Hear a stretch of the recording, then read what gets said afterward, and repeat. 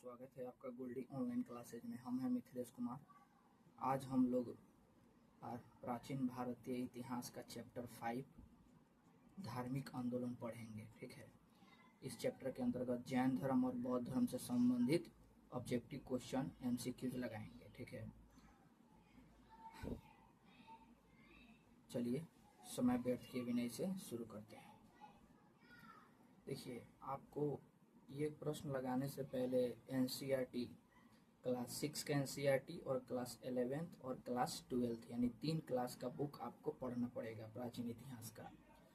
उसके बाद ही ये प्रश्न आप लगाने आए। दूसरा कोई बुक, कोई नोट्स, कुछ पढ़ने का ज़रूरत नहीं है। केवल NCERT को ही कम से कम 5 बार पढ़ना पड़ेगा।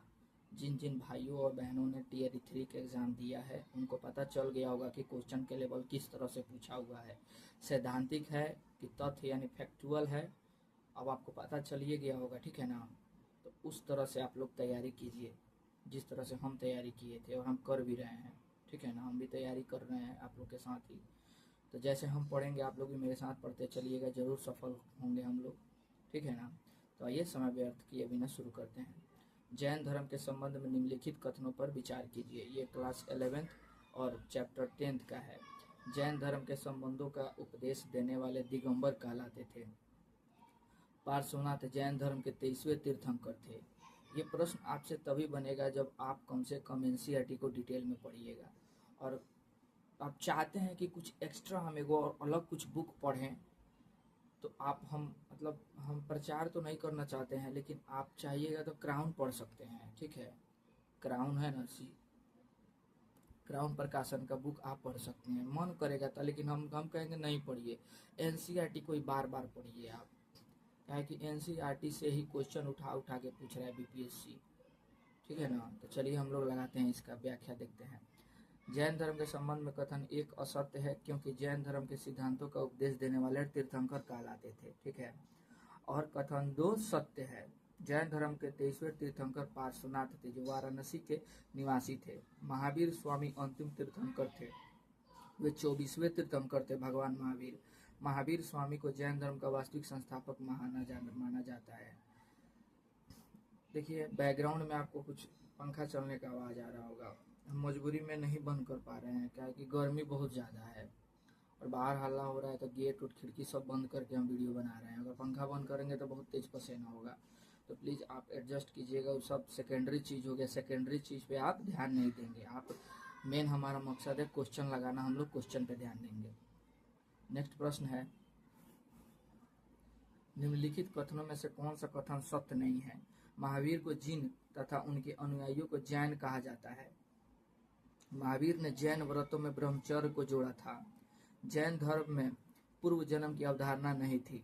जैन संघों में स्त्रियों और पुरुषों दोनों भाग ले सकते थे। कौन सा कथन सत्य नहीं, यानी कि गलत कथन पूछा है, तो हो जाएगा 1 सही है, 2 भी सही है। पूर्व जन्म की अवधारणा नहीं थी, पूर्व जन्म की अवधारणा थी। ठीक है ना, ये पुनर्जन्म का ये लोग मानता था। ये कथन ये गलत है। व्याख्या देखते हैं, व्याख्या में सब क्लियर हो जाएगा।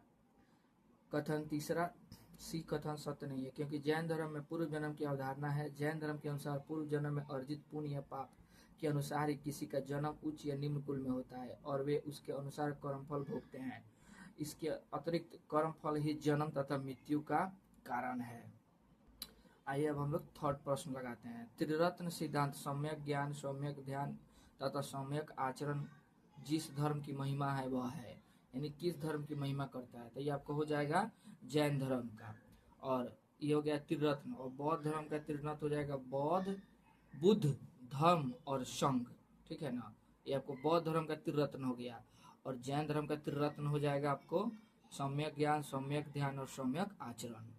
देखिए व्याख्या क्या कहता है। सम्यक ज्ञान, सम्यक ध्यान और सम्यक आचरण जैन धर्म के त्रिरत्नों में शामिल है, जिन्हें 3 जौहर भी कहा जाता है। इसको टिक लगा लीजिएगा।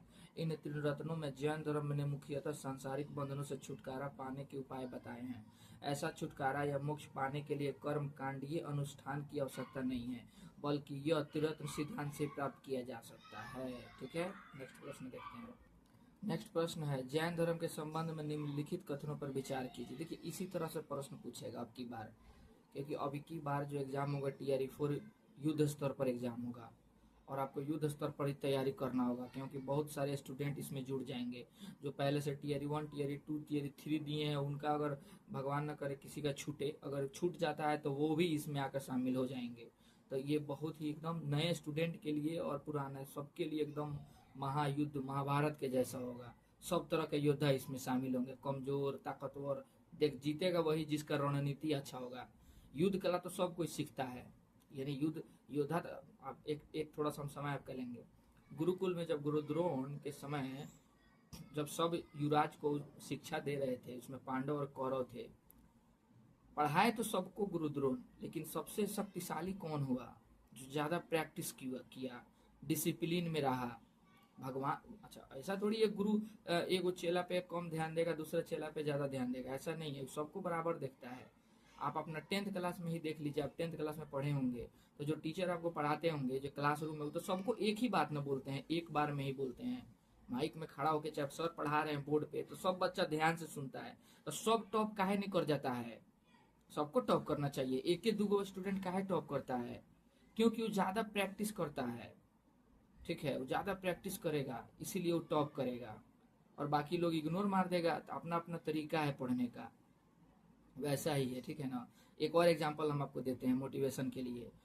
आप गाड़ी चलाना सीख गए हैं, मतलब प्रैक्टिस नहीं किए हैं, बुक में पढ़ लिए हैं कि हाँ गाड़ी क्लच लेना है, एक्सीलेटर दबाना है, ब्रेक, ये सब आप समझ गए। ABC जिसको बोलते हैं, ABC, accelerator, brake, clutch, ABC आप जान गए, लेकिन कभी गाड़ी पे बैठे नहीं हैं।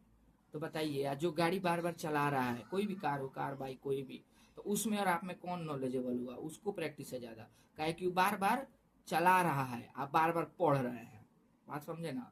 खाने बनाने का है, आप बुक में बार बार खाना को पढ़ रहे हैं कि कैसे बनाना है, याद कर रहे हैं, लेकिन कभी कढ़ाई नहीं पकड़े, कभी गैस नहीं जलाए, कभी बर्तन नहीं मांजे। और जो बार बार कढ़ाई जला रहा है, बर्तन मांज रहा है, उसमें आप में किसमें ज्यादा डिफरेंट होगा? वो अच्छा आपसे ज्यादा बेटर वो खाना बनाएगा। सेम उसी तरह ये पढ़ाई है। आप बार बार नोट्स रिवीजन कर रहे हैं, खाली रिवीजन कर रहे हैं, लेकिन सेट प्रैक्टिस कभी नहीं कर रहे हैं। और जो सेट प्रैक्टिस बहुत ज्यादा कर रहा है, उसमें और आप में ज्यादा कौन आगे सबसे सक्सेसफुल होगा? जो सेट प्रैक्टिस मार रहा है। ठीक है ना। तो 80/20 का रखिए। ठीक है ना। 80% सेट प्रैक्टिस करना है, 20% नोट्स पढ़ना है। ठीक है ना। इस तरह से अगर करते हैं ना तो जल्दी आप सफल हो जाएंगे। तो 20% हम ही नोट्स पढ़ेंगे और 80% क्वेश्चन लगाएंगे। ठीक है ना। हम चाहते तो पढ़ा भी देते, लेकिन आप सब लोग के पास इतना ना मटेरियल है कि आप लोग पढ़ लीजिएगा, लेकिन MCQ जल्दी नहीं मिलेगा सबको। ठीक है ना। और बहुत सारे इसमें हमारे छात्र होंगे, चाहे भाई बहन दोस्त होंगे, जिनके पास पैसा भी, बहुत लोग के पास बुक अफोर्ड नहीं होगा खरीदने के लिए, तो उन लोग के लिए भी फ्री ऑफ कॉस्ट एकदम आइए और MCQs लगाइए डिटेल के साथ। यूट्यूब फ्री है, नेट फ्री है, इसका यूज कीजिए। ठीक है ना। तो चलिए, समय इसलिए बहुत ज़्यादा, आइए इसका व्याख्या देखते हैं। पूरा पहले प्रश्न पढ़ते हैं। जैन धर्म के उपदेशों का संकलन पाटलिपुत्र में किया गया था। इसमें उपदेश के लिए प्रकृत भाषा तथा ग्रंथ रचना के लिए अर्धमागधी भाषा का प्रयोग किया गया। जैन धर्म ने मूर्ति पूजा का विरोध किया था। उपयुक्त में से कौन सा यह कथन सत्य है या नहीं है? तो इसमें हम लोग 1 या 2, केवल 2, 1 या 3, या 1, 2, 3, तो सत्य कथन पूछ रहा था। इसका हो जाएगा आपको 1 और 2 ही केवल सत्य है। जैन धर्म ने मूर्ति पूजा का विरोध नहीं किया है। ठीक है ना। मूर्ति पूजा का इन्होंने सपोर्ट किया है। आइए देखते हैं व्याख्या। जैन धर्म के उपदेशों का संकलन पाटलिपुत्र में किया गया था। जैन धर्म के मुख्य उपदेश को संकलित करने के लिए पाटलिपुत्र में एक परिषद का भी आयोजन किया गया था, लेकिन दक्षिणी जैनों ने इस परिषद का बहिष्कार किया और इसके निर्णयों को मानने से इनकार कर दिया था। जैन संप्रदायों में धर्मोपदेश के लिए सामान्य जन की बोल चाल की प्रकृत भाषा को अपनाया गया, यानी कि जो आदमी है, आज भी हमारे धर्म गुरु जो भी हैं, वो संस्कृत में तो नहीं ना प्रवचन देंगे, किस भाषा में प्रवचन देंगे? जो आम जनता जिस भाषा को समझ जाए, चाहे अंग्रेजी में, चाहे वो जिस भाषा में अपना शिक्षा लिए हों, जो धर्म गुरु हैं, जो बाबा लोग यूट्यूब पे आते हैं, लेकिन वो प्रवचन उसी में देंगे जो आम जनता जानता हो। ठीक है ना। भोजपुरी हो, मगधी हो, जो भाषा हो। तो उस समय आम जन की भाषा क्या थी? प्रकृत, इसलिए इन्होंने इस भाषा में दिया। और जैन धार्मिक ग्रंथों की रचना अर्धमागधी में किया, क्योंकि अर्धमागधी जैसे आज का इंग्लिश हो जाएगा, मतलब एक लेखा से समझ रहे हैं, जैसे आज का बढ़िया बढ़िया जो पुस्तक लिखाता है हिंदी में लिखाता है ना, हिंदी, संस्कृत, अंग्रेजी में। लेकिन क्या गांव के आम आदमी तीनों भाषा जानता होगा? नहीं जानेगा। ज्यादा से ज्यादा भोजपुरी लोग जानता है बिहार में। अपना हर राज्य का अलग अलग भाषा है। तो वैसा ही चीज उस समय भी होता था। उसके बाद एक कथन 3 असत्य है, क्योंकि जैन धर्म ने मूर्ति पूजा का विरोध नहीं किया था। जैन धर्म कालांतर में यानी कि समय के बाद में महावीर और तीर्थंकरों की भी पूजा करने लगे। इसके लिए सुंदर और विशाल प्रतिमाएं विशेषकर कर्नाटक, गुजरात, राजस्थान और मध्य प्रदेश में मिलती है। ठीक है ना, राजस्थान में भी माउंट आबू पे आपको मिल जाएगा। ठीक है ना। निम्नलिखित में से किस स्थान का संबंध प्रत्यक्ष रूप से महावीर स्वामी से नहीं जुड़ा है? तो हो जाएगा वैशाली, चंपा, पावापुरी तो जुड़ा हुआ है, लेकिन लुम्बिनी भगवान बुद्ध का जन्म हुआ था, तो लुम्बिनी नहीं जुड़ा हुआ है।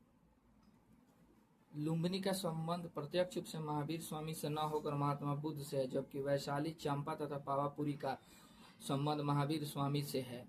महावीर स्वामी का जन्म वैशाली में तथा मृत्यु राजगीर के पास पावापुरी में हुई थी। वैशाली के एक बसाड़ है, ठीक है ना, या कुंड है, कुंड बसाड़ कुंड भी उसको बोलते हैं। ठीक है, वहाँ जाके देखिएगा, बहुत बढ़िया पर्यटन स्थल बनाया गया है। महावीर स्वामी ने अपने जीवन काल में कौशल, मगध, मिथिला, चंपा आदि प्रदेशों में भ्रमण करके धर्म प्रचार किया था। नेक्स्ट प्रश्न देखते हैं। नेक्स्ट प्रश्न है, जैन धर्म के संबंध में कौन सा कथन सत्य नहीं है? तो हो जाएगा, अब हम सब कथन पढ़ेंगे। जैन धर्म से संबंधित पूछ रहा है। 5वीं सदी में कर्नाटक में स्थापित जैन मठों को बसदी कहा जाता था। जैन धर्म ने देवताओं के अस्तित्व को स्वीकार नहीं किया है। जैन धर्म में युद्ध और कृषि दोनों वर्जित है। मौर्य सम्राट चंद्रगुप्त ने कर्नाटक में जैन धर्म का प्रचार प्रसार किया था। ये आप लोग को लग गया होगा कि कौन सा इसका आंसर होगा। अभी हम पिछले क्वेश्चन में बताए थे कि उन्होंने कौन सा कथन सत्य नहीं है, तो देवताओं के अस्तित्व का उन्होंने क्या किया था, स्वीकार नहीं किया था। यही कथन गलत है। काहे कि इन्होंने जैन धर्म में देवताओं के अस्तित्व को स्वीकार किया गया है, लेकिन जैन जो तीर्थंकर थे उनसे नीचे माना गया है। ठीक है ना, तीर्थंकर को ही सर्वोपरि माना गया। ये इसका हम लोग व्याख्या देखते हैं। व्याख्या में कह रहा है कि जैन धर्म के संबंध में 20 सत्य नहीं है, क्योंकि जैन धर्म ने देवताओं के अस्तित्व को स्वीकार किया, परंतु उनका स्थान जिन से नीचे रखा है। जिन या तीर्थंकर या इनको भवसागर से, जिन का मतलब होता है कि सुख दुख से ऊपर चले गए, इनको ज्ञान प्राप्ति हो गया, उनको जिन कहा जाता है। जिन नहीं, भूत प्रेत वाला जिन नहीं, जिन कुछ और हुआ इसका। ठीक है ना। बौद्ध धर्म में वर्ण व्यवस्था को भी निंदा, वर्ण व्यवस्था की जो निंदा है वह जैन धर्म में नहीं है। यानी कि जैन धर्म में वर्ण व्यवस्था का निंदा नहीं किया गया है। अब बौद्ध धर्म में जैन व्यवस्था, वर्ण व्यवस्था का निंदा किया गया है। जैसे नहीं होता है कि ब्राह्मण, क्षत्रिय, वैश्य, शूद्र, इसका आपको निंदा किया गया है बौद्ध धर्म में। वही जैन धर्म इसको एक्सेप्ट किया है। महावीर के अनुसार पूर्व जन्म में अर्जित पुण्य या पाप के अनुसार ही किसी का जन्म उच्च या निम्न कुल में होता है। नेक्स्ट प्रश्न 7 नंबर, महावीर स्वामी के संबंध में निम्नलिखित कथनों पर विचार कीजिए। ये आपको चैप्टर 6 से 11th क्लास का एनसीईआरटी का है। उनकी माता का नाम त्रिशला था। महावीर के परिवार का संबंध मगध से था। 30 वर्ष की आयु में उन्होंने गृह त्याग दिया था, गृह छोड़ दिया था। कौन सा कथन सत्य है? तो इसका हो जाएगा आपको तीनों कथन सत्य ही है। ठीक है, आइए इसका व्याख्या देखते हैं। व्याख्या में कह रहा है कि महावीर स्वामी के संबंध में सभी कथन सत्य है। महावीर स्वामी की माता का नाम त्रिशला था, जो बिंबिसार के ससुर लिच्छवी नरेश चेतक की बहन थी। इस प्रकार महावीर के पिता का संबंध मगध के राज परिवार से था। शुरुआत में महावीर गृहस्थ जीवन में थे, किंतु सत्य की खोज में वह 30 वर्ष की अवस्था में सांसारिक जीवन का परित्याग करते यति हो गए, यानी सन्यासी हो गए, और 42 वर्ष की आयु में उन्हें ज्ञान की प्राप्ति हो गया था। आइए नेक्स्ट प्रश्न देखते हैं। देखिए, इसमें जितना प्रश्न है वो आपके एनसीईआरटी के बुक से ही है, फालतू इधर उधर का प्रश्न नहीं है। इसलिए इत्मीनान से पचा के बर्दाश्त करके वीडियो पूरा देख जाइएगा। ठीक है, इतना ही क्वेश्चन आप कोई पैड कोर्स लेते हैं ना, तो उसमें आपको क्या करना पड़ेगा, हम हो गए हैं, हम भी जिस जो रास्ता पे आप चल रहे हैं उस रास्ता पे हम भी चले हैं, तो हमको पता चला कि क्या क्या कठिनाई करना पड़ता है। तो हम कहें उस कठिनाई को फिर यूट्यूब सोल्व कर देते हैं। संघ गृह, ये सब क्वेश्चन हमको यूट्यूबर सब घुमा घुमा के देखा है, पैड कोर्स में दिखाता है। संघ गृह त्याग करने वाला का एक संगठन सुमेलित नहीं है। विहार भिक्षुओं का सही है निवास स्थान। वानप्रस्थ वन गमन, अस्त्य अहिंसा का पालन करना।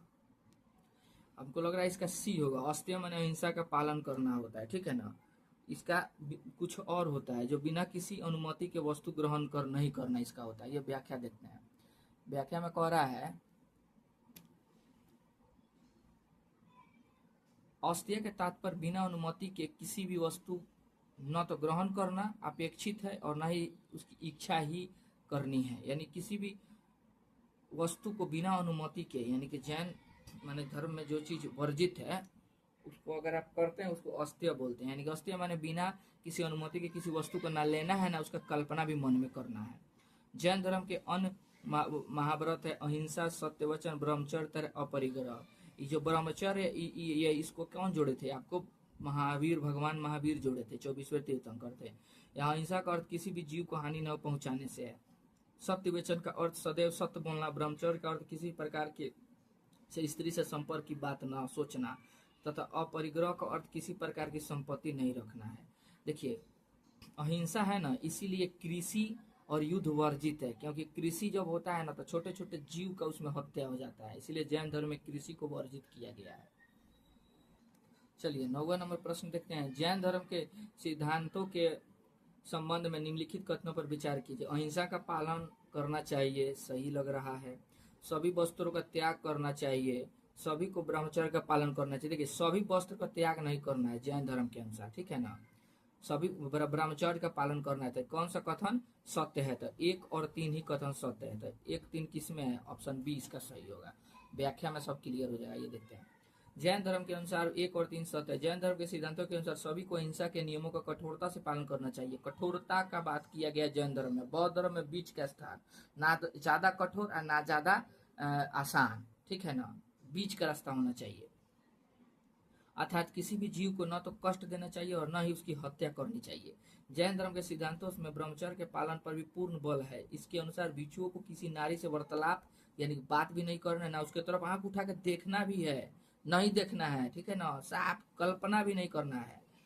असत्य कथन है, क्योंकि दूसरा जैन सिद्धांतों के अनुसार केवल पुरुषों को ही वस्त्र सहित सब कुछ त्याग देना है। महिला जो जैन धर्म में जाती है उनको वस्त्र त्याग नहीं करना है। 10वां नंबर हम लोग क्वेश्चन देखते हैं, कथन और कारण वाला है। महावीर तथा उनके अनुयायियों की शिक्षाओं को साधारण जन आसानी से समझ लेते थे। महावीर तथा उनके अनुयायियों ने अपनी शिक्षा प्राकृत भाषा में दी थी। बिल्कुल है, प्राकृत भाषा में दिए थे तभी तो सब जन आसान से भाषा समझ लेते थे इनका। तो कारण भी सही है और कथन भी सही है, ऑप्शन ए सही है इसका। 11 नंबर प्रश्न देखते हैं। जैन धर्म के संबंध में निम्नलिखित में से कौन सा कथन सत्य नहीं है? तो ये आपको 6 क्लास का बुक का है और चैप्टर 6 का है, ठीक है। आइए देखते हैं कौन सा कथन सत्य नहीं, यानी कि गलत कथन को खोजना है। जैन धर्म का समर्थन मुख्यतः व्यापारियों ने किया था। किसानों के लिए अहिंसा का पालन करना मुश्किल था। गुजरात, तमिलनाडु तथा कर्नाटक में जैन धर्म का प्रचार प्रसार हुआ। जैन धर्म की शिक्षाएं कुशीनगर में लिखी गई थी। तो इसमें कौन सा कथन सत्य नहीं यानी कि गलत है? तो डी वाला गलत लग रहा है। बाकी व्यापारियों ने किया था और किसानों के लिए तो मुश्किल था ही, क्या कि उसमें अहिंसा, जीव जंतु छोटे छोटे खत्म हो जाएंगे। और तमिलनाडु, कर्नाटक और गुजरात में ज्यादा, जब चंद्रगुप्त मौर्य उधर गए तो ज्यादा प्रचार प्रसार हुआ। आइए इसका व्याख्या देखते हैं। कहा जा रहा है कि जैन धर्म में डी सत्य नहीं है, क्योंकि जैन धर्म की शिक्षाएं लगभग 1500 वर्ष पूर्व गुजरात के वल्लभी नामक स्थान पर लिखा गया था। हालांकि प्रारंभ में महावीर तथा उनके अनुयायियों की शिक्षाएं कई शताब्दियों तक, शताब्दी में 100 साल तक मौखिक रूप से प्रयोग होती रही। जैन धर्म का महत्वपूर्ण ग्रंथ कल्पसूत्र संस्कृत में लिखा गया है। इसको आप लोग याद कर लीजिएगा। कल्पसूत्र को किस में लिखा गया है? संस्कृत में लिखा गया है। महावीर को दिए गए मौलिक 14 सिद्धांत जो है, 14 मौलिक सिद्धांत जो 14 है, उसका नाम है 14 नामे है मौलिक सिद्धांत का, प्राचीन ग्रंथों में संकलित है। इन ग्रंथों को पूर्व कहा गया है, ठीक है। आइए नेक्स्ट प्रश्न देखते हैं। तो चलिए यहाँ पे जैन धर्म खत्म हो गया और बौद्ध धर्म देखते हैं। बौद्ध धर्म से संबंधित प्रश्न आएगा। महात्मा बुद्ध का जन्म 563 ईसा पूर्व में किस कुल में हुआ था? देखिए ये भी प्रश्न आपको 11th का है, क्लास 10th का है। ये हो जाएगा आपको वज्जी, लिच्छवी, शंकुशा या शाक्य थे। शाक्य कुल के थे महात्मा बुद्ध। देखिए इसको व्याख्या देखते हैं। महात्मा बुद्ध का जन्म 563 ईसा पूर्व में शाक्य नामक क्षत्रिय कुल में कपिल वस्तु के निकट लुम्बिनी नामक स्थान पे हुआ था। ये वर्तमान में कहाँ है? अभी आपको नेपाल में पड़ता है। कपिल वस्तु की पहचान बस्ती जिले के पिपराहवा के रूप में की जाती है। गौतम बुद्ध के पिता कपिल वस्तु के निर्वाचित राजा और गणतांत्रिक शाक्य कुल के प्रधान थे तथा उनकी माता कौशल राजवंश की कन्या थे। पूछ देगा क्वेश्चन में कि महात्मा बुद्ध की माता किस वंश से संबंधित है? तो कौशल राजवंश से संबंधित है। ये भी प्रश्न बनेगा, ठीक है ना। चलिए 13 नंबर प्रश्न देखते हैं। महात्मा बुद्ध के संबंध में निम्नलिखित में से कौन सा कथन सत्य नहीं है? यह भी 11th का आपका प्रश्न हो गया। तो देखिए देखते हैं, सत्य नहीं यानी कि गलत कथन खोजना है इस ऑप्शन में से। उन्होंने 29 वर्ष की आयु में गृह त्याग दिया था, सत्य है। ज्ञान प्राप्ति के पश्चात वे प्राज्ञवान कहला, यह भी सत्य है। उन्होंने समतावादी भावना का समर्थन नहीं किया। उन्हें 35 वर्ष की आयु में ज्ञान प्राप्त हुआ था, ये भी सही है। ये आपका आंसर सी होगा, क्या कि सी कथन गलत दिया है, ठीक है ना, और पूछा ही गलत है तो आंसर भी सी होगा। आइए व्याख्या देखते हैं। देखिए महात्मा बुद्ध के संबंध में विकल्प सी सत्य नहीं है, क्योंकि गणराज्य में उत्पन्न होने के कारण महात्मा बुद्ध में कुछ समतावादी भावना आ गई थी, यानी सभी लोगों में समानता, एक दूसरा को सबको समान मानना। तभी तो ये सबसे ज्यादा बौद्ध धर्म का ज्यादा प्रचार प्रसार हुआ जैन धर्म की तुलना में, क्योंकि हर एक वर्ग को इन्होंने अपना में समाहित कर लिया था। वर्ण व्यवस्था खत्म कर दी, छुआछूत खत्म कर दी, भाषा एकदम जन भाषा थी, मतलब हर एक चीज को इन्होंने खत्म किया जो भी बाधा होती थी। इसीलिए ज्यादा से ज्यादा ये प्रचार प्रसार हुआ, बहुत सारे देश में ये धर्म आज भी प्रचलित है। इस कारण बौद्ध धर्म ने वर्ण व्यवस्था एवं जाति प्रथा का विरोध किया तथा बौद्ध संघ का द्वार सभी जातियों के लिए खोल दिया। बौद्ध संघ में स्त्रियों को भी आने की अनुमति प्राप्त थी। बुद्ध ने 29 वर्ष की आयु में गृह त्याग दिया था। 7 वर्ष तक भटकते रहने के पश्चात 32 वर्ष की उम्र में उन्हें क्या हुआ था? ज्ञान प्राप्ति हुआ था, ठीक है ना। 6 वर्ष हुए यहाँ पे। चलिए नेक्स्ट प्रश्न देखते हैं। प्रश्न नंबर 14 है, महात्मा बुद्ध के सिद्धांतों के संबंध में निम्नलिखित स्थानों पर विचार कीजिए। ये आपको चैप्टर 10 है और 11th क्लास का ओल्ड एनसीईआरटी का बुक से प्रश्न बनाया गया है। चलिए उनके सिद्धांत के बारे में हम लोग को देखना है। ये तभी बनेगा ये सब प्रश्न जब आप डिटेल एनसीईआरटी पढ़ेंगे। पहली बार एनसीईआरटी पढ़िएगा ना तो माथा खराब होने लगेगा, दूसरा बार पढ़िएगा तो थोड़ा थोड़ा समझ में आएगा, तीसरा बार में लगेगा कि हाँ अब मजा आ रहा है, चौथा बार जब पढ़िएगा ना तो लगेगा कि बुक आपसे बतियाने लगेगा। जब चौथा पांचवा बार पढ़ने लगेगा ना एनसीईआरटी तो आपको लगेगा आप किसी आदमी से बात कर रहे हैं, किसी व्यक्ति से बात कर रहे हैं। बुक आपसे कुछ बताएगा, आपसे कुछ कहेगा कि हाँ इसमें देखो क्या क्या लिखा है, क्या कहानी है, लगेगा कि आप टीवी देख रहे हैं। हम करके देखे हैं, ठीक है ना। वर्ल्ड हिस्ट्री का हम कहीं क्लास नहीं किए थे आज तक, खुद के साथ हम एक्सपेरिमेंट किए हैं। और वर्ल्ड हिस्ट्री 9th-10th का जो है ना, हम कम से कम 10 से 15 बार से ज़्यादा हम पढ़ गए हैं। अब पूरा लाइन बाय लाइन हमको पता है कि कब क्या घटना हुआ था। हम तो किसी शिक्षक से नहीं सहायता लेने गए, ना कोई नोट्स देखे, ना कोई क्लास लिए, सीधा एकदम इत्मीनान से। टाइम नहीं था स्टेट का तैयारी करने का, 3 दिन 4 दिन का समय था स्टेट का, पिछला बार वाला। एकदम उसमें वर्ल्ड हिस्ट्री पूछेगा ही। 3 दिन में मतलब हम क्या बोले, बुक को एकदम रगड़ दिए थे लोग साहब एकदम। मैं, हम और हमारे दोस्त थे, और उस समय 150 में मेरा 122 नंबर आया था 4 दिन में। तो हमको पता चल गया कि हाँ सफलता के क्या राज है, क्वेश्चन कहाँ से बनाता है। तो वही हम आपको भी बताना चाह रहे हैं कि आप बार बार बुक को ही पढ़िए, ठीक है ना, उसके सिवा कुछ नहीं। अगर क्वेश्चन गलत भी होता है ना एग्जाम में तो आपको बुक से ही आप उसमें डाउट क्लियर कीजिएगा, ठीक है ना। तो आइए ये प्रश्न देखिए, ये आपको समझिए कैसे बन रहा है। उन्होंने दुख की निवृत्ति के लिए अष्टांगिक मार्ग को आवश्यक बनाया। उन्होंने ईश्वर की अवधारणा को अस्वीकार कर दिया। कौन सा कथन सत्य है? तो 1 और 2 दोनों कथन सत्य है, ठीक है। आइए देखें इसका व्याख्या। महात्मा बुद्ध के सिद्धांत के संबंध में 2 कथन सत्य है। गौतम बुद्ध ने दुख की निवृत्ति के लिए अष्टांगिक मार्ग बताइए। 8 मार्ग है: सम्यक दृष्टि, सम्यक संकल्प, सम्यक वाक, सम्यक कर्मांक, सम्यक अजीव, सम्यक व्यायाम, सम्यक स्मृति और सम्यक समाधि। देखिए अगर क्लास हम लेते ना तो ये 8वां हमको याद करवा देते, खेल खेल में याद करवा देते, ताकि हमारे भी गुरु जी थे इसको याद करवाए हुए थे।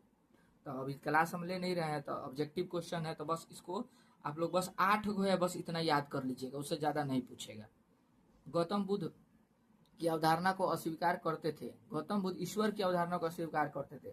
बुद्ध ने ईश्वर के स्थान पर मानव प्रतिष्ठा पर बल दिया था। इस बात को हम भारत के धर्मों के इतिहास में क्रांति कह सकते हैं। कह रहा है कि बौद्ध धर्म के संबंध में संदर्भ में निम्नलिखित कथनों पर विचार कीजिए।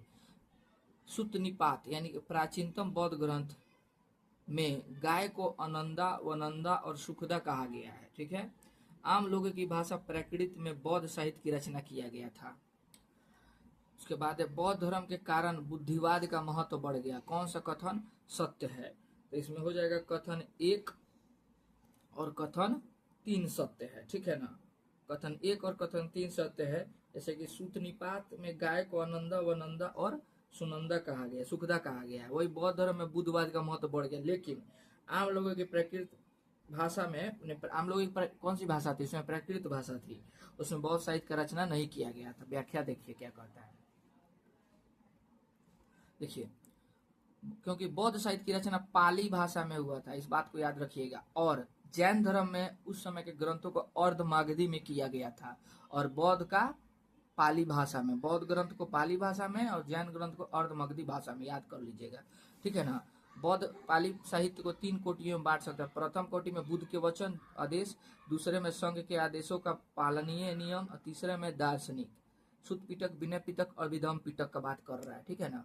चलिए नेक्स्ट प्रश्न है, महात्मा बुद्ध ने अपना पहला प्रवचन किस स्थान पर दिया था। ये बीपीएससी 2015 और जेपीएससी 2013 में पूछा हुआ प्रश्न है। 11th का चैप्टर 10 है, तो हो जाएगा इन्होंने सारनाथ में अपना प्रथम प्रवचन दिया था। सारनाथ, ऋषि पत्तनम भी बोल सकते हैं उसको, ठीक है। चलिए देखिए, ज्ञान प्राप्ति के उपरांत महात्मा बुद्ध ने अपने ज्ञान का प्रवचन वाराणसी, उत्तर प्रदेश के निकट सारनाथ में दिया था। इस स्थान को ऋषि पत्तनमी बोलते हैं। ऑप्शन में देगा तो घबराइएगा नहीं, ऋषि पत्तनम भी मार दीजिएगा, सारनाथ भी मार सकते हैं, वाराणसी आएगा, वाराणसी भी टिक कर सकते हैं। इस परिघटना को धर्म चक्र परिवर्तन कहा गया है। महात्मा बुद्ध ने 35 वर्ष की आयु में बोध गया में एक पीपल वृक्ष के नीचे क्या किया था, ज्ञान प्राप्त किया। इस ज्ञान प्राप्ति के उपरांत वह प्राज्ञावान अर्थात बुद्ध कहलाए, ठीक है। चलिए 17 नंबर प्रश्न है, निम्नलिखित में से कौन सा एक बौद्ध मत में निर्वाण की अवधारणा की सर्वश्रेष्ठ व्याख्या करता है। निर्वाण, निर्वाण समझ रहे हैं ना, यानी कि मोक्ष प्राप्ति, यानी कि शरीर त्याग देना, देह त्याग देना बोलते हैं। Class 10th 11th class chapter 10th class 11th old NCERT और आईएएस प्री 2013 में ये प्रश्न पूछा गया है। तृष्णा रूपी अग्नि का संबंध, स्वयं की पूर्णतः अस्तित्वहीनता, परमानंद एवं विश्राम की स्थिति, धारणातीत मानसिक अवस्था, ये सब आपको एनसीईआरटी में ही मिलेगा। इधर उधर का नोट्स में देखिएगा तो हल्का फुल्का दे दिया है बस। चलिए इसका होगा ऑप्शन ए होगा। व्याख्या इसका देखते हैं, ध्यान से व्याख्या पढ़िएगा, थोड़ा सा हाई देख रहे हैं, आईएएस प्री में पूछा हुआ प्रश्न है, तो लेवल है इस क्वेश्चन का। तृष्णा रूपी अग्नि का शमन करने को बौद्ध मत में निर्वाण की प्राप्ति बताया गया है। बौद्ध धर्म में संसार को समस्याओं से घिरा बताया गया है। महात्मा बुद्ध ने कहा था कि संसार दुखमय है और दुख का कारण अपनी इच्छाओं लालसाओं पर नियंत्रण करना है। लालसा पर विजय प्राप्त करने से ही निर्वाण की प्राप्ति होती है, जिसका अर्थ है जन्म और मृत्यु के चक्र से मुक्ति मिल जाना, ठीक है। 28 नंबर प्रश्न देखते हैं, निम्नलिखित में से कौन सा कथन सत्य नहीं, यानी कि गलत कथन पूछा है। बौद्ध धर्म में पुनर्जन्म की अवधारणा है, बौद्ध धर्म में आत्मा की अवधारणा है, बौद्ध धर्म उदार और जनतांत्रिक है, बौद्ध धर्म वेद प्रमाण्य के प्रति अनास्था रखता है, यानी कि वेद प्रमाण, यानी वेद है कि नहीं है, इसके प्रमाण के प्रति अनास्था रखता है, यानी कि शक है इसको कि वेद नहीं है भी, मतलब डाउट में है, ये बात कह रहा है। तो सही बात है कह रहा है। कौन सा कथन गलत है, तो बौद्ध धर्म में आत्मा की अवधारणा है, ये गलत है। बौद्ध धर्म में आत्मा की अवधारणा है, इस बात को ही गलत कह रहा है। ये व्याख्या देखिए व्याख्या कह रहा है, दिए गए कथन में बी कथन सत्य नहीं है, क्योंकि बौद्ध धर्म में आत्मा की अवधारणा नहीं है, वो कह रहा है। बौद्ध धर्म में अनात्मवाद के सिद्धांत के अंतर्गत यह मान्यता है कि व्यक्ति में जो आत्मा है वह उसके अवसान के साथ समाप्त हो जाती है। अवसान माने मृत्यु के बाद। आत्म शाश्वत या चिरस्थायी वस्तु नहीं है जो अगले जन्म में विद्यमान रहे। बौद्ध धर्म में ईश्वर की अवधारणा भी नहीं है, क्योंकि बौद्ध धर्म ने ईश्वर के स्थान पर मानव प्रतिष्ठा पर बल दिया है, ठीक है। और जैन धर्म में है, इस बात को याद रखिएगा, जीन से नीचे माना गया है। प्राचीन भारत के किस शासक ने बौद्ध गया में स्थित बौद्ध वृक्षी को काटकर नष्ट कर दिया था, तो गौड़ शासक शशांक, ये आप लोग सब जानते हैं, ये आपको 11th का ओल्ड एनसीईआरटी चैप्टर 10 में मिलेगा, ठीक है। तो गौड़ शासक शशांक था जिसने उसको नष्ट कर दिया था। ये इसका उदाहरण देखते हैं। गौड़ शासक, गौड़ देश के शासक जो थे शशांक, गौड़ मैंने आज का बंगाल होगा, जो बंगाल एरिया है ना उधर का था। बौद्ध गया में उस बोधि वृक्ष को काट कर नष्ट कर दिया जिसके नीचे बुद्ध को ज्ञान प्राप्त हुआ था। ब्राह्मण शासक पुष्यमित्र शुंग ने बौद्धों को सताया, जिसके उदाहरण ईसा की 6वीं से 7वीं सदी में मिलती है। शैव संप्रदाय के हूण राजा मीरकुल ने भी सैकड़ों बौद्धों की हत्या कर दी। गलत बात है, ऐसा नहीं करना चाहिए था। चलिए 20वां प्रश्न है, निम्नलिखित पर विचार कीजिए। चैप्टर 4 क्लास 12 न्यू एनसीईआरटी, ये भी आईएएस प्री 2019 में प्रश्न पूछा हुआ है। इसका मतलब क्वेश्चन में लेवल है। बुद्ध में देवत्वारोपण, मूर्ति उपासना तथा अनुष्ठान, बताइए क्या समझे इससे आप। उपयुक्त में से कौन सी विशेषताएं महायान बौद्ध मत की है। अब बताइए, महायान बौद्ध मत पढ़े होंगे तब बताएंगे। चलिए तो हो जाएगा हाँ, एक और यहाँ पे भी है, बोधिसत्व के पथ पर चलना, मूर्ति उपासना तथा अनुष्ठान और बुद्ध में देवत्वारोपण, ये तीनों कथन महायान से संबंधित है। ठीक है ना, इसका व्याख्या देख लेते हैं। उपयुक्त सभी विशेषताएं आपको महायान बौद्ध मत में समाहित है। ईसा की प्रथम शताब्दी में बौद्ध अवधारणाओं और व्यवहार में परिवर्तन आया। प्रारंभिक बौद्ध मत में जहां निर्वाण के लिए व्यक्तिगत प्रयास को महत्व दिया जाता था, वहां अब बुद्ध को मुक्तिदाता के रूप में मानकर उनमें देवत्वारोपण को महत्व दिया गया, यानी कि माना गया कि भगवान से तुलना कर दिया गया। साथ ही साथ इस समय बोधिसत्व की अवधारणा विकसित हुई। बुद्ध और बोधिसत्व की मूर्तियों की पूजा तथा अनुष्ठान परंपरा का महत्वपूर्ण अंग है। कुषाण के काल के समय से इनकी मूर्ति पूजा स्टार्ट हो गया था। ठीक है ना, यानी कि महायान में बुद्ध को भगवान माना गया, यानी कि कह रहे हैं ना बुद्ध में देवत्वारोपण, इसका मतलब बुद्ध में देवता को देखना, भगवान को मानना। ठीक है, यही इसका अर्थ हुआ। अब बुद्ध भगवान जो थे वो तो देवता के अस्तित्व में प्रश्न खड़ा किए थे कि ना देवता है नहीं, आत्मा भी नहीं है, इस सब का वो क्या किए थे, खंडन किए थे। आई महायान आगे चेंज करके इस सबको अपनाने लगा। आज भी महात्मा बुद्ध का मूर्ति के रूप में पूजा किया जाता है महायान संप्रदाय के अंतर्गत। हीनयान था जो परंपरा रूढ़िवादी था, वो ये सब नहीं मानता है, वो कह रहा है नहीं हम लोग कुछ चेंजिंग नहीं करेंगे, सब पुरान के ठीक रहेगा। चौथा बौद्ध संगति हुआ था, उसमें सब दोनों में बंटवारा हो गया। और जो क्या नालंदा महाविहार था, वो आपको उसमें महायान की शिक्षा दी जाती थी। अब चलिए क्वेश्चन बनाते हैं। भारत के धार्मिक इतिहास के संदर्भ में निम्नलिखित कथनों पर विचार कीजिए। IAS प्री 2016 का प्रश्न है, देखिए 12 से पूछा हुआ है। देखिए साइड में कुछ बैकग्राउंड में आवाज़ आ रहा होगा तो प्लीज़ आपसे रिक्वेस्ट है कि उसको इग्नोर करके आप लोग वीडियो देखिएगा, सब सेकेंडरी चीज़ है। ठीक है ना, हम भी पढ़ाई करते हैं तो ऐसे ही आता है, लेकिन हम उस पर ध्यान ही नहीं देते हैं, तो आपको बता दिए हैं, थोड़ा सा एडजस्ट कर लीजिएगा। बोधिसत्व बौद्ध मत के हीनयान संप्रदाय की केंद्रीय कल्पना है। बोधिसत्व हीनयान, बोधिसत्व तो आपको उसमें ना होगा, महायान में होगा, एक और हीनयान में है, तो ये कथन गलत हो जाएगा। ठीक है ना, बोधिसत्व अपने प्रबोध के मार्ग पर बढ़ता हुआ करुणामय है। ठीक है, बोधिसत्व मैंने जो भव सागर से पार हो जाए, अवतारवाद को भी मान सकते हैं इसको। ठीक है ना, जैसे कैसे हिंदू धर्म में 10 गो अवतार का बार चर्चा किया गया है, वैसे ही बोधिसत्व को बुद्ध भगवान का अवतार के रूप में भी देखा जाता है। बोधिसत्व समस्त सचेतन प्राणियों को उनके प्रबोध के मार्ग पर चलने में सहायता करने के लिए स्वयं की निर्वाण प्राप्ति को विलंबित करता है। कौन सा कथन सत्य है, तो बी, यानी कि 2 और 3 सत्य है। चलिए, बुद्धकालीन समाज के संबंध में निम्नलिखित कथनों पर विचार कीजिए। यह उत्तरी काले पॉलिशदार मृतभांड का प्रारंभ था। यह भारत में द्वितीय नगरीकरण की शुरुआत का काल था। इस काल में चतुर्वर्ण व्यवस्था ध्वस्त हो गई थी। चतुर्वर्ण समझ रहे हैं ना, 4 वर्ण वाला। कौन सा कथन सत्य है, 1 और 2 सत्य है। चतुर्वर्ण वाला तो और मजबूत हो गया था, कहाँ व्यस्त हुआ है, आज भी चतुर्वर्ण है, लेकिन संविधान में इसको मान्यता नहीं दिया गया। आज भी तो है ब्राह्मण, क्षत्रिय, वैश्य और शूद्र, आज भी लोग मानता है कि नहीं, इनडायरेक्ट रूप से, लेकिन उस समय का चर्चा कर रहा था। 1 और 2 ही सत्य कथन है इसका। आइए उसका थोड़ा सा व्याख्या इसका इंपॉर्टेंट है, देखते हैं। बुद्धकालीन समाज के संबंध में, मैंने बुद्ध भगवान का जब जन्म हुआ था ना, जब तक जिंदा रहे थे, उस समय को बुद्धकालीन समय कहा जाता है। निम्नलिखित में से कौन सा कथन सत्य है, तो 1 और 2 सत्य है। बुद्धकालीन समाज के पुरातत्व के अनुसार इस काल में उत्तरी काली पॉलिशदार मृदभांड का भी, मृदभांड में ना मिट्टी का बर्तन सुराही टाइप का होता था, इस तरह का सुराही, समझ रहे हैं ना, देख रहे हैं, मृदभांड पर खूब कलाकारी किया जाता था, देख रहे हैं ना, इसी को मृदभांड बोला जाता था। इस समय के साथ बदलते गया। आज भी बर्तन में देखिए, पहले मिट्टी के बर्तन में खाना खाते थे लोग, उसके बाद तांबा का बर्तन आया, कांसा आया, ये सब लोग खाते हैं, खाना उसी में पकता था। अब क्या है, अब एल्युमिनियम में खा रहे हैं लोग खाना, स्टील में, प्लास्टिक के बर्तन में रखाता है। इसको हम लोग क्या बोलेंगे, बर्तन। तो ये जो आने वाला 1000-2000 साल बाद लोग पढ़ेगा ना, 10,000 साल बाद भी, तो इस युग को प्लास्टिक युग कहेगा। सब क्या कहेगा, प्लास्टिक युग कहेगा, कि हर चीज प्लास्टिक का बना हुआ है, समझ रहे हैं ना, यही चीज है। तो यही मृदभांड, उस समय उत्तरी काली पॉलिशदार मृदभांड का विकास हो गया था। इस मृदभांड को अंग्रेजी NBPW कहा, अर्थात नॉर्दर्न ब्लैक पॉलिश्ड वेयर कहते हैं, यानी कि काला कलर से रंगाने लगा था। यह मृदभांड बहुत ही चिकने और चमकीले होते थे, संभवतः धनवान लोगों के द्वारा प्रयोग होता था, समझ रहे हैं ना, वही चीज है। यह भारत के द्वितीय नगरीकरण की शुरुआत का काल था। ईसा पूर्व प्रथम हो जाएगा आपको मोहनजोदाड़ो, द्वितीय हो जाएगा बौद्ध काल, और तृतीय हो जाएगा दिल्ली सल्तनत, याद रखिएगा। चतुर्थ का अभी है, अंग्रेज सब आया था। ईसा पूर्व लगभग 5वीं सदी में मध्य गंगा के मैदान में नगरों के प्रकट होने के साथ ही भारत में द्वितीय नगरीकरण की शुरुआत हुई। पाली तथा संस्कृत ग्रंथों के अनुसार यहाँ अनेक नगरों के साक्ष्य मिले हैं, जैसे कौशाम्बी, श्रावस्ती, अयोध्या, कपिलवस्तु, वाराणसी, वैशाली, राजगीर, पाटलिपुत्र और चंपा।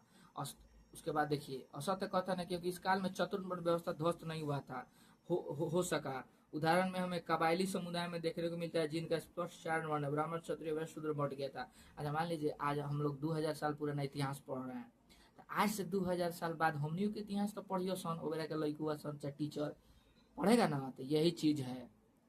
कल्पना कीजिए आप जो जो चीज इस समय चल रहा है ना, जियो 4G, श्री नरेंद्र मोदी, मुकेश अंबानी, क्या क्या है, ये सब बुक है, वर्ल्ड वार क्या क्या हुआ है, सब ऊपर पढ़ेगा सब, क्या कि बुक तो लिखा रहा है ना।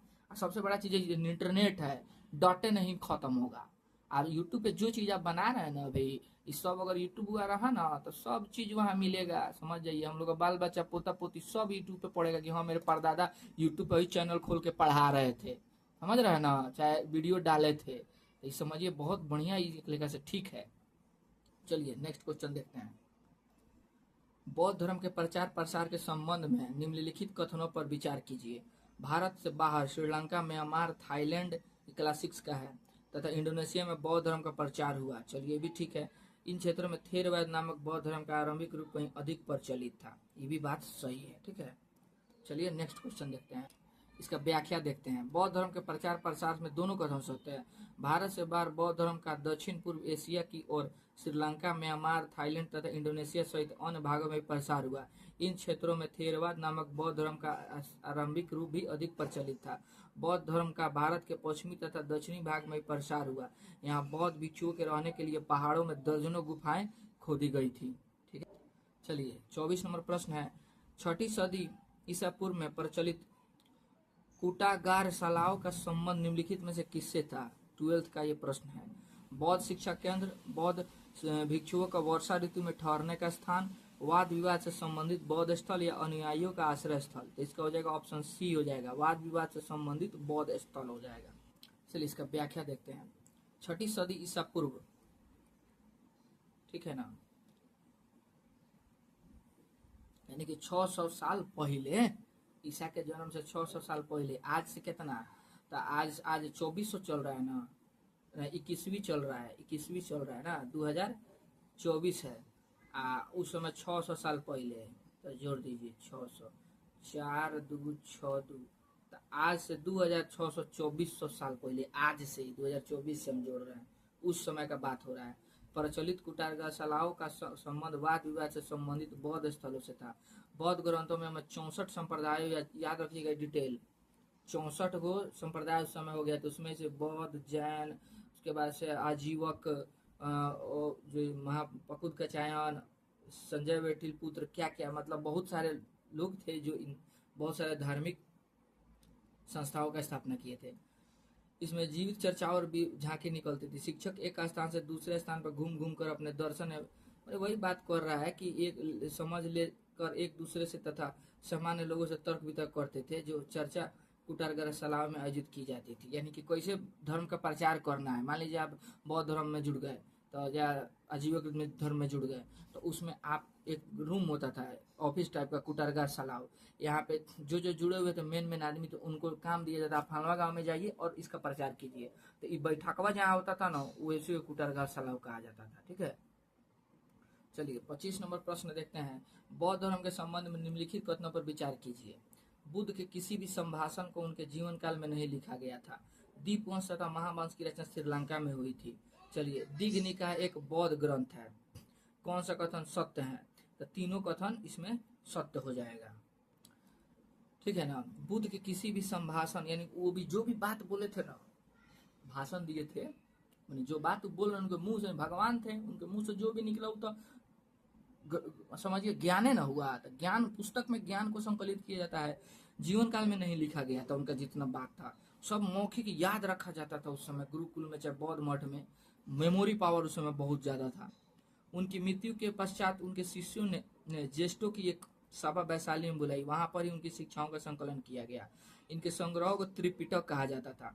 बौद्ध धर्म श्रीलंका जैसे क्षेत्रों में फैला तो दीपवंश यानी दीप का इतिहास, और महावंश यानी महान इतिहास। इसी से इससे मौर्य वंश का भी पता चलता है, ठीक है ना। इनमें रचनाओं में बुद्ध की जीवनी लिखा गया था। दिग्निकाय एक बौद्ध ग्रंथ है जिसकी जिसकी चर्चा सूत पिटक में किया गया है। यह गद्य एवं पद दोनों में लिखा गया है। चलिए 26 नंबर प्रश्न देखते हैं। निम्नलिखित में से कौन सा युग में सही सुमेलित है? त्रिपिटक और विषय दिया गया है, ठीक है। सही सुमेलित पूछ रहा है। विनय पिटक ये भी सही नहीं है। सूत पिटक और अभिधम पिटक, ठीक है ना। इसमें आपको केवल ये वाला सुमेलित है। सूत पिटक बुद्ध की शिक्षाएं हैं, ठीक है ना। और अभिधम पिटक हो गया आपको बौद्ध दर्शन, और विनय पिटक नियम हो जाएगा, ठीक है। आइए इसका व्याख्या देखते हैं। दो सूत पिटक में बुद्ध की शिक्षाओं के बारे में लिखा गया है, ठीक है। सूत पिटक हो जाएगा बुद्ध की शिक्षाएं, सही है। जबकि विनय पिटक में संघ या बौद्ध के कैसे बौद्ध में रहने मठ में रहने वाले लोगों के लिए नियम का संग्रह, यानी कि जो नियम होता है ना कि हॉस्टल में जाइएगा तो कैसे नियम कंडीशन होगा, उसको लिखा गया था। किसमें आपको लिखा गया था? विनय पिटक में। विनय में नियम प्रेम से। अभिधम पिटक में बौद्ध दर्शन की चर्चा किया गया था। चलिए, सूत पिटक के किस भाग में भिक्षुणियों द्वारा रचित छंदों का संकलन मिलता है? तो हो जाएगा जातक, थेरी गाथा, मध्यम निकाय या भेरी गाथा। तो हो जाएगा आपको थेरी गाथा में हो जाएगा। चलिए, सूत पिटक के थेरी गाथा भाग में भिक्षुओं द्वारा रचित छंदों का संकलन मिलता है। इसी से महिलाओं के सामाजिक और आध्यात्मिक अनुभवों के बारे में अंतर्दृष्टि मिलती है। थेरी गाथा खुद्दक निकाय के 15 ग्रंथों में से एक है। इसमें परम पद प्राप्त 73 विद्वान भिक्षुणियों यानी कि लेडीज की बात हो रहा है, महिला के उदान अर्थात उद्गार 522 गाथाओं में संग्रहित है। आजकल ना लिंक का भी, ग्लेशियर का भी फोन सॉरी क्या बोलते हैं पेन भी डुप्लीकेट आने लगा है। पैंट में ही इसका पीछे से लीक कर गया था। एक मेरे मित्र का शर्ट खराब हो गया था, मेरा पैंट खराब हो गया था। हाफ पैंट रखे थे ना, नीचे रखे हुए थे पैंट में, तब तक पूरा इंक निकल गया। ये भी डुप्लीकेट आ रहा है, मिल रहा है 10 रुपये में, बताइए 8 रुपये में। इसको भी तो कंपनी को अच्छा बनाना चाहिए। देखिए ऐसे चलाए हैं तो यहाँ पे नहीं चला है। बौद्ध दर्शन के संदर्भ में निम्नलिखित कथनों पर विचार कीजिए। इसके अनुसार संसार नित्य एवं स्थायी है। संसार अनात्म है, माने अनात्म ने आत्मा नहीं है। मध्यम बाय का अनुसरण कर मनुष्य दुखों से मुक्ति पा सकता है। कौन सा कथन सत्य है? 2 और 3 सत्य है, ठीक है। यानी कि नित्य और स्थायी नहीं है। संसार क्या परिवर्तन है, यानी कि संसार में परिवर्तन ही होगा ही, इसी को जीवन बोलते हैं। ये गलत कथन हो गया, ठीक है। चलिए, गौतम बुद्ध ने अपने किस शिष्य के कहने पर महिलाओं को संघ में प्रवेश की अनुमति दिया था? तो हो जाएगा आनंद के कहने पर दिया था। प्रिय शिष्य थे। आइए देखें, आनंद उपाली 2 इनका शिष्य था लोग। आनंद बहुत प्रिय थे। गौतम बुद्ध ने अपने शिष्य आनंद के कहने पर महिलाओं को संघ में प्रवेश की अनुमति दिया था। बुद्ध की उपमाता यानी कि मौसी महाप्रजापति गौतमी संघ में आने वाली पहली भिक्षुणी बनी। कई स्त्रियों जो संघ में आई वे धम्म की उपदेशिकाएं बन गई। आगे चलकर वे महिलाएं थेरी बनी। देखिए अभी फिर नहीं हुआ है, थेरी बनी, जिसका अर्थ है ऐसी महिलाएं जिन्हें निर्वाण प्राप्त कर लिया, यानी कि वो भी ज्ञान प्राप्त कर चुके हैं। चलिए 30 नंबर प्रश्न है, बुद्ध के जीवन से संबंधित घटनाओं में कौन सही सुमेलित नहीं है? तो जन्म लुम्बिनी में हुआ था, ठीक है। निर्वाण माने उनका मतलब देह त्याग दिए कुशीनगर में। ज्ञान बोध गया में प्राप्त हुआ था, ठीक है। अब प्रथम उपदेश श्रवण बेलगोला, यही इनका क्या है? सुमेलित नहीं है। प्रथम उपदेश तो उन्होंने सारनाथ में दिया था, वाराणसी के निकट जो था। प्रथम उपदेश सारनाथ में दिया था, जन्म लुम्बिनी में हुआ था, और बोध गया में ज्ञान प्राप्त किए थे, ठीक है ना। और निर्वाण कुशीनगर में। स्वर्ण बेलगोला जो है वो आपको जैन धर्म से संबंधित है। मौर्य वंश के संस्थापक चंद्रगुप्त ने संलेखना विधि से अपने प्राण त्याग दी। संलेखना में समझ रहे हैं, संथारा विधि भी इसको बोलते हैं। जहाँ ऑप्शन में संथारा दे तो सही टिक करना है। इसको भूख मतलब प्यासे शरीर को त्याग देना, ठीक है ना। कष्टमय होता है, भूख प्यास यानी खाना वाना अन्न जल सब त्याग देना और शरीर छोड़ देना। तो चलिए आइए यहाँ पे हमारा ये चैप्टर समाप्त होता है। इसके बाद हम लोग महाजनपद पढ़ेंगे। तो आप लोग एनसीईआरटी के बुक से महाजनपद का 1-2 बार कम से कम रीड कर लीजिएगा। हम नेक्स्ट एमसीक्यू लगाएंगे तो उसमें आपको आसान होगा एमसीक्यूज लगाने में, ठीक है ना। और इसको वीडियो को भी 2-3 बार अगर आप देख लेते हैं तो आपका ये चैप्टर क्लियर हो जाएगा, क्योंकि व्याख्या में सब बताया हुआ है, ठीक है। तो चैनल पे नए हैं तो चैनल को सब्सक्राइब कर लीजिएगा। अगर वीडियो आपको अच्छा लगा और भविष्य में आपको इसमें फ़ायदा हो तो इसको क्या कीजिएगा, आप लोग सब्सक्राइब जरूर कीजिएगा, ठीक है। और एक लाइक ज़रूर दीजिएगा, तो हम समझेंगे कि ये वीडियो आपको पसंद आ गया है। कोई भी डाउट लगा हो, कुछ हम भूल दिए हों, तो कमेंट में कमेंट कर सकते हैं। धर्म से संबंधित मामला है, अगर धर्म भूलवश कुछ भुला गया हो तो हम उसके लिए क्षमा प्रार्थी हैं, ठीक है ना। बौद्ध धर्म, जैन धर्म से जो बुक में दिया हो ऐसा हम आपको पढ़ा दिए हैं। चलिए हम मिलते हैं नेक्स्ट एपिसोड में। Thank you. जय हिंद।